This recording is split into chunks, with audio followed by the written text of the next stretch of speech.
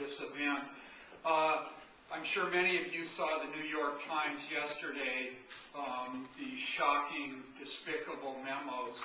Everyone should read these. Everyone should really look stare straight in the face of what this government, our government, has done. And these memos are shocking. Many of us who've been following these things expected much of it, but I was shocked by this.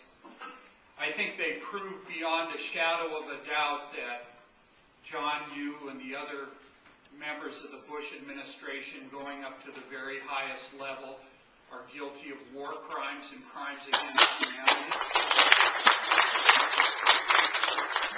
This isn't an ideological assertion. I think this is a statement of fact.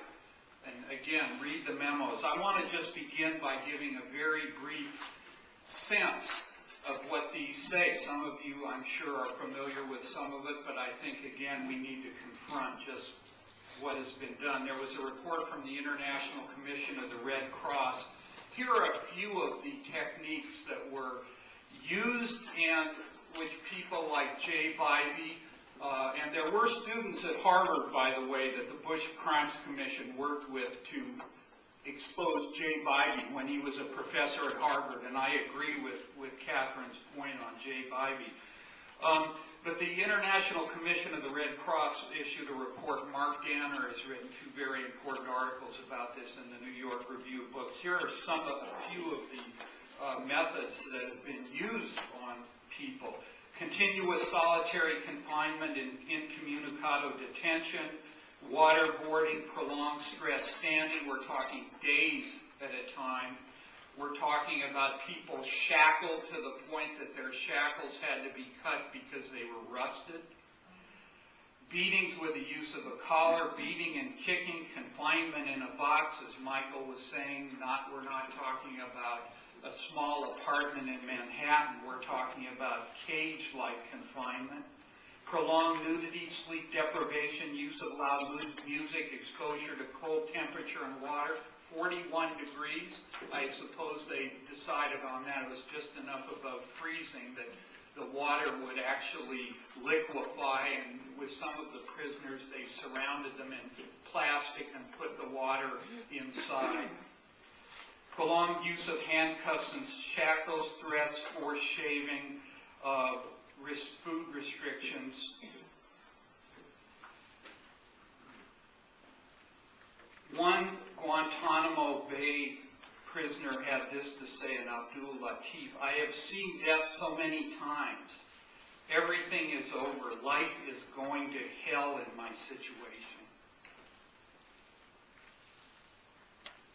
Binyan Mohammed, who has had a very important case in the courts, according to this suit, was routinely beaten, suffering broken bones and on occasion loss of consciousness. His clothes were cut off with a scalpel, and the same scalpel was then used to make incisions on his body, including his penis. A hot, stinging liquid was then poured into open wounds on his penis.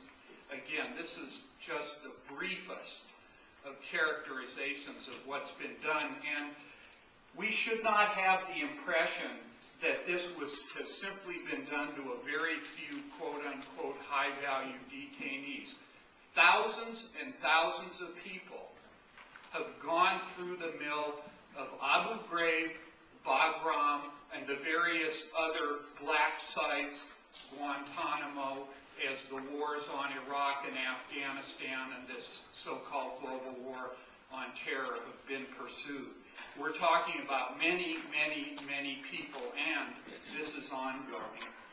So for me, and I think for any of us, the notion of a person like John Yoo teaching comfortably at a university protected by claims of academic freedom is obnoxious, it's immoral, it's dishonest, it's criminal. John Yoo must be fired from all his university positions. He must be disbarred, and he, and yes, all the other members of the Bush administration up to President Bush himself must be arrested and must be vigorously prosecuted.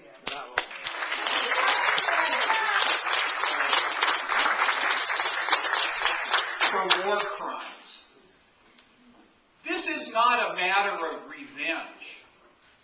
This is a matter of, first and foremost, getting at the truth. I hadn't heard of this insect horror that we just learned about. Maybe others knew about this. What other things will we discover with a thorough investigation and prosecution?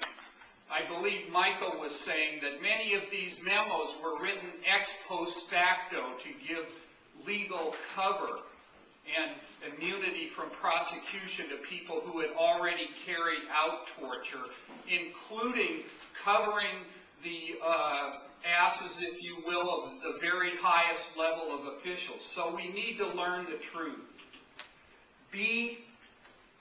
Some of these practices may still be going on, and I'm going to talk about that in a moment. They need to be stopped. Prosecuting war criminals is crucial to stopping these kinds of abuses on all levels.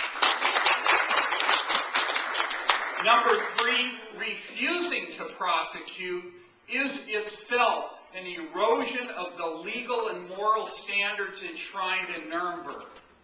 It's an attempt, and I'll get into this in a minute, to reshape the fabric of international law, and I agree wholeheartedly with Catherine's stress on morality and international morality as well. That's what's at stake here. And Chris Floyd also makes the very important and telling point in a recent article in Counterpunch when he said, any criminal guilty of any crime anywhere in the world could say, Your Honor, why look at the past? Let's go forward into the future. Let's forget about what happened before. It's too despicable and disturbing to think about. Let's move on. I think you understand how repugnant and immoral and what impact that kind of a position would have. Yet that's the position the Obama administration is taking at this point with regard to these high Bush officials. So I think it's not any sort of an exaggeration or hyperbole to say that anything short of vigorous investigation and prosecution of war crimes and war criminals constitutes toleration of those crimes and, in fact, complicity with those crimes. And we can't allow this to happen.